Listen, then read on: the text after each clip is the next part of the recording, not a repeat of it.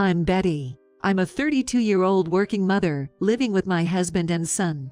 I joined the company I'm currently working at right out of college, and this is my 10th year there. I took maternity leave when I gave birth, but as soon as my son turned 1, I returned and have been working hard in sales ever since. Because of my consistent efforts, a promotion is on the horizon, and lately, work has become even more enjoyable. On the other hand, my husband, who's 3 years younger than me, has been job hopping since before we got married. He wants to start his own business someday. According to him, to become a successful entrepreneur in the future, it's better to gather experience from various companies rather than stick to one place. But when I look at his current situation, every time he changes jobs, his salary seems to go down. I've always wondered if he's truly gaining any skills, but felt I had to support the household to make his dream come true. I wanted to believe in the potential of the man I loved. However, he betrayed me in an unthinkable way. He tried to trap me. For about the first 2 years of our marriage, things were great between us. Due to his unstable job situation, our life wasn't easygoing. But it was fun dreaming with him about building our own house once his business took off, or taking trips abroad. However, things started changing around the time our son was born. He became noticeably colder towards me. Looking back now, maybe he didn't change much. But having a child made me realize his true nature. He never was into doing household chores, and he especially hated parenting. It was somewhat manageable when I was on maternity leave at home, but once I returned to work, every day became extremely busy. I'd get up early to make breakfast for the family, drop my son off at the daycare. After work, I'd rush to pick him up, do some grocery shopping, and prepare dinner. I was constantly on the move, wishing if someone could help me. However, my husband had never helped me. Considering he had more free time, I wished he could at least drop our son at daycare, but he flat out refused. When I asked him why, he said that he doesn't want to be considered as a man who is not busy at work because he has time to drop off his child. I was surprised by his excessive self-consciousness, but I tried reassuring him that nowadays it's pretty normal for men to be involved in parenting. In fact, I see many dads in suits dropping off their kids at daycare. But no matter what I said, he remained stubborn. To avoid constant fights, I eventually gave in. Between my early starts, overtime, housework, and childcare, I was stretched thin but pushed on for my family. It would have been nice if someone could have talked some sense into him. The only person he seemed to respect, my Phil, unfortunately, was on a work assignment in another state. My Phil always understood and appreciated my work, often praising me for managing both my job and household chores. Even during my pregnancy, he advised his son to take care of me. However, not long after our son was born, he was transferred far away. His wife, my Mill, stayed at their home. Unlike him, she was soft on her son and always took his side, so she wasn't of much help. Being a longtime housewife, my Mill seemed to disapprove of me continuing to work post-childbirth. She might have also been bothered by her son's unstable job history. It irked her that I, his wife, was achieving more at work. She'd often drop sarcastic comments about me neglecting my duties as a wife and mother by focusing too much on my job. She was probably aware that I was the one who mainly supported the family financially, though. At one point, she even said it was cruel to leave our son at daycare for long hours, and that I should just quit my job. Probably, with my Phil away, she felt a bit lonely. She'd occasionally drop by our place, throw some shade, and then leave. It was hurtful being criticized one-sidedly, but I thought maybe it's just hard for older folks with traditional views to understand. I kind of resigned myself to it. But what's worse, it seemed my husband also begrudged my success at work. One day, I got a raise because of my hard work. However, when I reported it to my husband, all he replied was, "Okay." I was saddened that he couldn't even offer a simple congratulations, even just as a courtesy. Eventually, he began to berate me, suggesting that I was becoming conceited just because I was earning a bit more. I faced continual criticism from my husband and Mill. I began to wonder why I was working so hard every day, and even started regretting marrying him. Moreover, day by day, my husband started coming home later and later. Back then, he worked at a factory, and he was supposed to finish work at a set time. However, sometimes he didn't return home until late at night. When I asked why he was so late, he would always claim he was working. I didn't believe him, but whenever I tried to get a clear reason, he'd quickly become irritable. So, I didn't press him too much, but I couldn't help feeling suspicious about his odd behavior.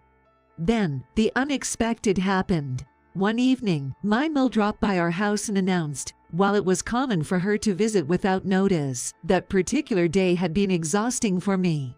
Earlier, there had been a field day for my son, and after several days of overtime and waking up early to make sandwiches for lunch, I just wanted to sleep early, especially since I had an important business meeting the next morning. My son seemed to be also tired. By the time my meal arrived, he was already in his bedroom. But with her there, I couldn't just go to bed. Feeling obligated, I dragged my tired body to the kitchen to make her some coffee. However, suddenly, my husband grabbed my arm. Confused, I looked up to see him saying, "You must be tired. Let me do it." It was rare for him to offer to help in the kitchen. Usually, no matter how tired I was from work, he'd make me handle everything from cooking to cleaning. I figured he was probably just trying to show off in front of my mill, thinking, he's all talk, no action.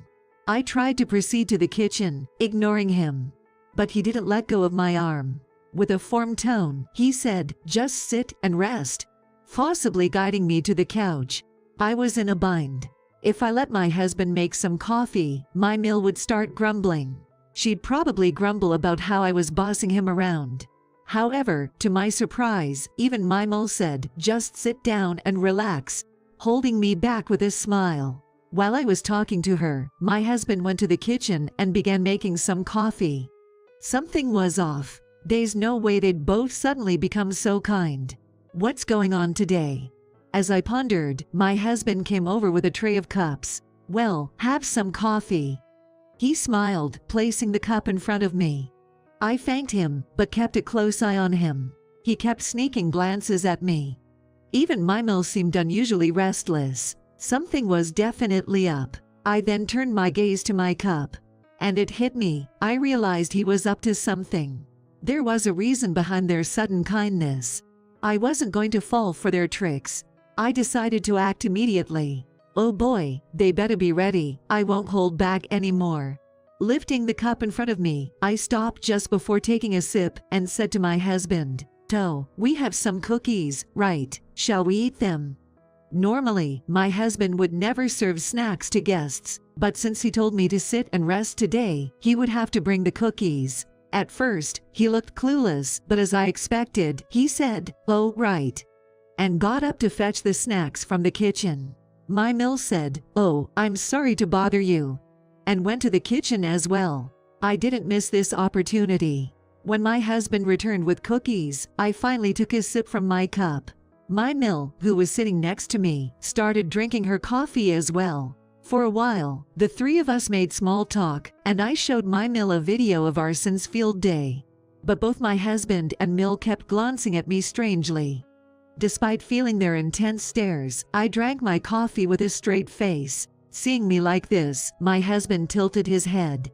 Just when I thought things would pause without incident, something did happen. My mill's face turned pale, and she suddenly stood up. She then bolted out of the living room, clutching her stomach. She was headed for the bathroom. I thought to myself, I knew it, and looked at my husband. He stood there, eyes wide open, in shock. Then, for a moment, he shot me a glare before hurrying after my mill. Outside the bathroom, he was banging on the door, shouting, "Mom, are you okay?" She was groaning in the bathroom, but I couldn't make out what exactly my mill was saying. I could kind of guess from her groans, though. After a few minutes, my husband returned to the living room, leaving my mill in the bathroom. His face was pale, and he bit his lip. I said to him, "Seems like you put something in my coffee, huh?" "So it was you after all," he shouted back with bulging eyes. I smirked. "No, it was you, right? I just switched my coffee with your mother's because it looked suspicious." "You're the worst wife ever. Suspecting me like that," he retorted. "Well, which one of us is the worst, really?" I left. You probably put in laxatives or something, right? There was some weird powder on the edge of the cup. It was too obvious. Well, there was a small amount of white powder on the rim and inside the cup my husband had given me. If he were someone who made coffee often, I wouldn't have been suspicious. But my husband never does household chores, and my mole thinks it's natural to boss the DIL around. Them being nice and letting me rest was too good to be true. So I was careful about my husband's actions and the coffee he gave me. After being caught, my husband confessed everything. He planned to mess up an important business meeting I had the next day by making me sick. If their plan had worked, I would have had to cancel my meeting or would have been running to the bathroom during it, possibly hurting my reputation at work. Putting something in someone's drink is clearly a crime. Do they really hate me that much to stoop so low? I started to pity them. My husband, now utterly defiant, glared at me and said, "If anything happens to my mom, I'll sue you for compensation, you know." However, I replied with a smirk, "What are you talking about? You'd be the one to pay me compensation. I've known all along that you've been cheating." What? My husband froze on the spot. Even though he had plenty of free time, he'd always claimed to be working late. On his days off, he'd go out alone, leaving virtually no quality time with the family. And when he was home, he was constantly on his phone. I felt suspicious, so I'd hired a detective agency to track him down. The findings were as I'd expected, damning evidence. He had posed as a single man at a bar, met a young woman, and started dating her by lying about him starting a business soon. The naive girl, fresh out of college and unfamiliar with the ways of the world, must have believed his lies. Later on, he tried to explain himself, saying he wanted to boost his self-esteem by dating a younger woman. I could easily picture him bragging about becoming a big shot in the future. If he had that much free time, he should have been working harder. Perhaps it was always unrealistic to think that a man as spoiled as my husband would ever start his own business. Perhaps he didn't expect his affair to be exposed, but seeing his pale face, I firmly said, "Let's get a divorce. You'll have to pay me compensation.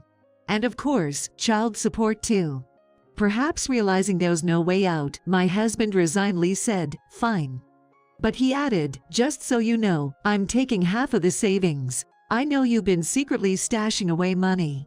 There's no money for you to take." I chuckled and sighed. Most of the remaining savings are from my single days. Money saved before marriage isn't subject to property division. Hearing this, he said, "That can't be right, but you've been earning recently too." "The money I've made recently, with you hardly contributing, most of it's been spent on living expenses." Hearing this, he hung his head in despair. I added, "By the way, all the furniture and appliances in the house were bought with my money. Don't even think of taking them, okay? The house lease is under my name, so just pack your things and leave ASAP." Then, I told my mill, who had just come out of the bathroom with a weary face, "I'll be reporting this to your husband." My mill begged, "Please, don't tell him." But I went ahead and called my Phil. As expected, he was furious and asked my mill to get a divorce. After realizing he had no financial gain from the property division, it seemed my husband finally understood the gravity of his situation. "I don't want to break up. I can't live without you, Betty." He cried and pleaded, even going as far as to kneel and beg. But an apology now wouldn't change how I felt. I hired a lawyer and successfully divorced him.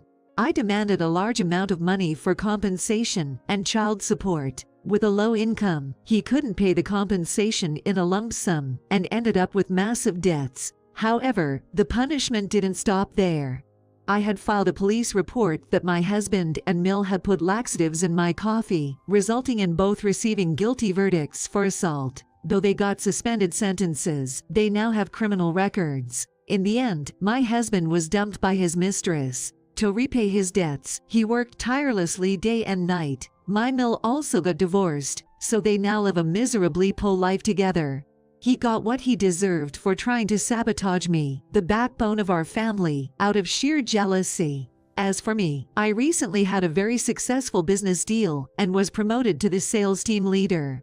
I moved out of the apartment I shared with my husband and rented a new condo. My son and I are living happily together now. While my first marriage was a failure, I'll keep working hard and try to enjoy my life. Take care, everyone.